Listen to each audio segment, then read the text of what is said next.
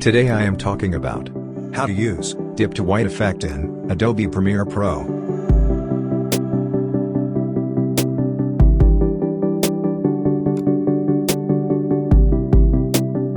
Now go to Effects in the Windows tab.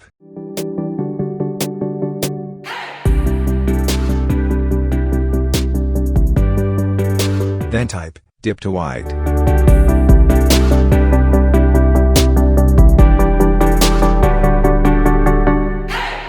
Now drag and drop to video.